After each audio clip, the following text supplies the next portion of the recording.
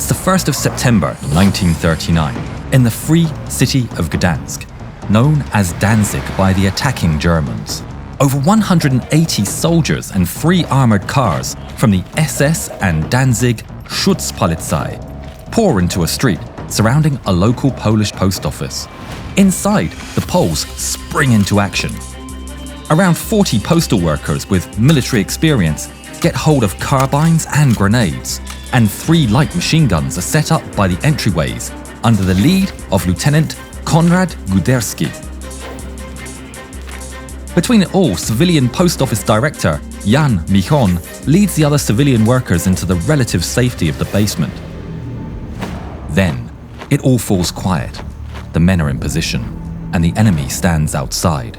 A single figure approaches, moving across the plaza and straight for the door. SS Commander Willy Bethke. He shouts an offer of surrender. No. Give back the building to the city it was stolen from, and bloodshed can be avoided. Neither Guderski nor any of his men buy it. They've experienced the German hatred towards the Poles, and they know the Polish army is ready at the border of the free city to fight back against any hostilities. They just need to hold out for them. To hell with surrender, they'll fight.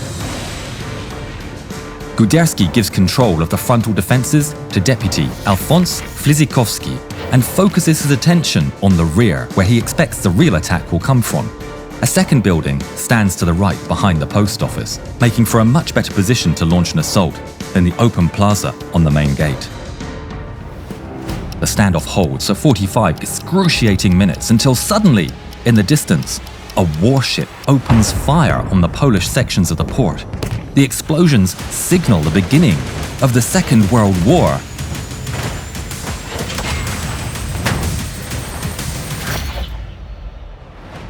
The armoured cars roll forward with huddles of SS soldiers following behind them.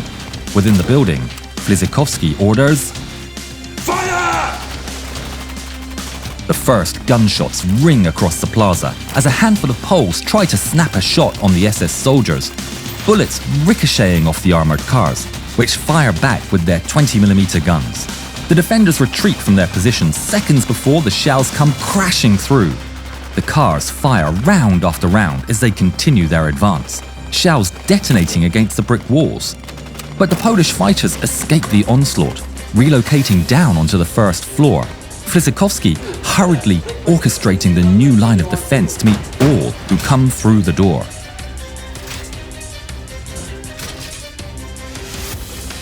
Meanwhile, at the rear of the post office, a small team of Germans carrying a demolition charge sneak into a gap between the buildings. Guderski and his men open fire from the windows above, landing some hits, but the Germans fire back across the yard. Bullets strike the brickwork mere inches from their heads, and they're forced back into cover. The SS team crosses the yard and disappears into the back building. At the front of the building, Flisykowski and his men brace themselves as the armoured cars focus their fire on the door, slamming it with round after round. The big doors shatter under the punishment with splinters flying across the room. The Germans then barge through the busted door, and a wall of lead is unleashed on the advancing SS. 4 Germans are immediately cut down, followed very soon by their commander, charging in behind them. The frontal attack stalls immediately. The force of the SS soldiers are halted at the doorway by overwhelming fire and severed leadership. But then an explosion is heard from behind. The demolition charge blows open a hole in the post office wall. Right away, another German platoon charges out of cover, dashing across the yard. Guderski opens fire with his handgun, but return fire lands all around him. The German assault group reaches the wall and starts encroaching on the new entryway. Guderski is horrified. He has no men over there. He sprints across the post office to meet the assault all on his own. Thinking quickly, he takes the pin out of his grenade. Immediately, he is face to face with the SS force, looking right into the eyes of one of his enemies. He throws the grenade their way, but a German sees him, takes aim, and fires. His last sight in this world is that of a grenade arcing towards the Germans, and seeing the surprise on his enemy's face. It lands right in the middle of the platoon. The detonation takes out 4 SS soldiers and wounds many others. Guderski's dying act stops the assault force dead in its tracks, the wounded enemies scrambling to drag themselves out of danger. The SS commander, Bethke, watches in shock and horror as both of his assaults are repelled with heavy casualties. He never even entertained the possibility of failure. He has no plan B. He pulls back his forces and scrambles for a new plan, getting in contact with the Wehrmacht, requesting artillery aid. A stalemate sets in. Flisykowski assumes general command of the defense with the loss of Guderski and coordinates new defensive positions. All the while, he nervously eyes his watch. The Polish army should be moving in to rescue them, but outside he sees no evidence of a fight for the city. All eyes, it seems, are square on them. The calm stretches on for 6 hours, until the SS receive their backup. It's 2 75mm field guns borrowed from the Wehrmacht. Rearmed, Commander Bethke orders another frontal attack. There's a deafening bang as the 2 new guns open fire alongside the armoured cars, pummeling the post office. But the Polish builders did their job well, and the brick construction holds strong. Flisykowski's men are largely unaffected as SS soldiers once again advance behind their armoured cars. Further back, gunners aim at the main entrance with a field gun and open fire. The doors burst open with incredible force, filling the room with dust and smoke. Then the Germans make their charge. Fire! The Poles fire back with everything they have, machine guns rapidly cutting down the brave that make the charge. Instantly, the attack stalls as the SS soldiers take cover from the storm of lead. Nearly a dozen of them wounded. Any that stepped foot inside the building lie on the floor, already dead. They try to fight back and regain momentum, but it only results in more wounded and no progress. The SS commander is furious. This is an embarrassment. Determined to end this with no more Aryan loss of life, he pulls back his men and orders a team of sappers to dig under the post office to plant an explosive charge. And at the same time, he requests the Wehrmacht for heavier artillery support. Inside the post office, Flisykowski keeps watch as the enemy activity dies down and the stalemate drags on, unsure of what may come next. Another lone German makes his way to the door and shouts offers of surrender.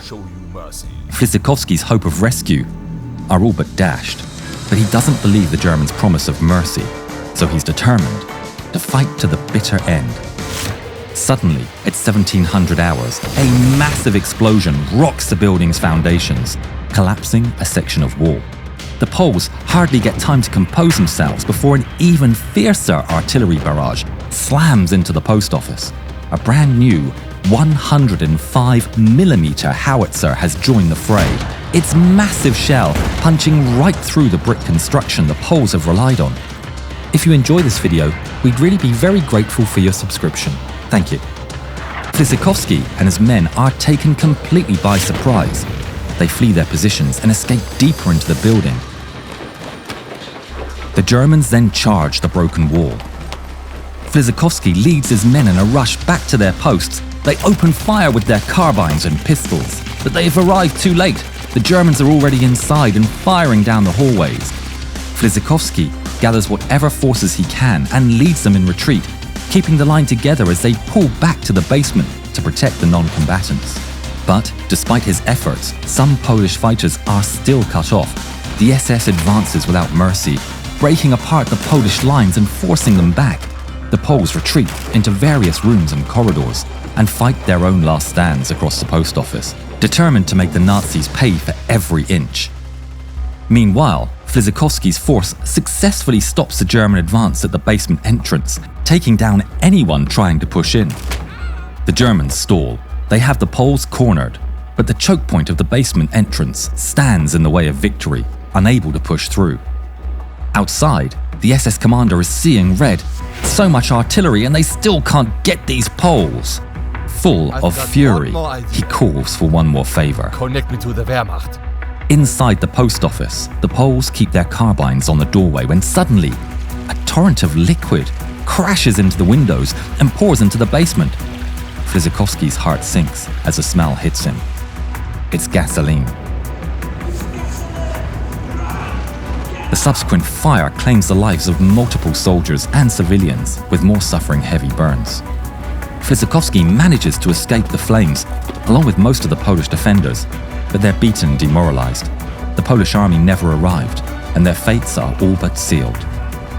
Jan Michon tells Flisykowski that they ought to surrender. They've no way out, and the Germans will just burn them all to death. Flisykowski doesn't want to. He believes they'll execute them, and he doesn't intend to die waving a white flag. He gathers his remaining men and lays it all out.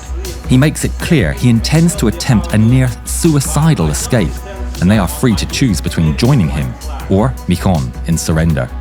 In the end, 6 men decide to escape, while the remainder of around 30 survivors choose to surrender. 10 minutes after the start of the fire, Jan Michon walks out to the open, waving a white handkerchief, followed shortly after by the rest of the soldiers. The Germans approach Michon and gun him down on the spot. The rest are rounded up at gunpoint and put against a wall. The imprisoned postmen would be given only a sham trial and asked one question: did you take part in the armed resistance? Immediately after answering, they were sentenced to death. The captured civilians were sent to concentration camps and also executed. Back on the other side of the building, Flisykowski heard the gunshots as they waited for an opportunity to bolt. It pains him. He knows there will be no mercy.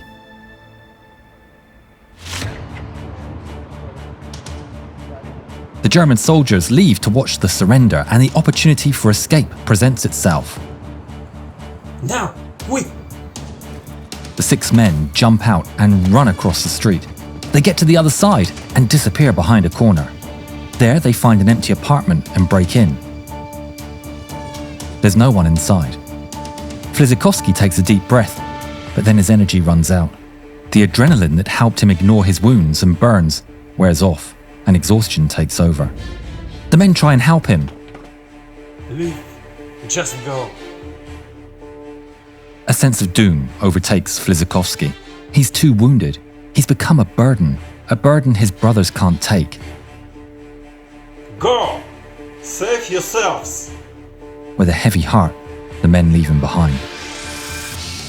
They rummage through the unknown family's wardrobe, disguising themselves as best they can and get rid of their Polish documents.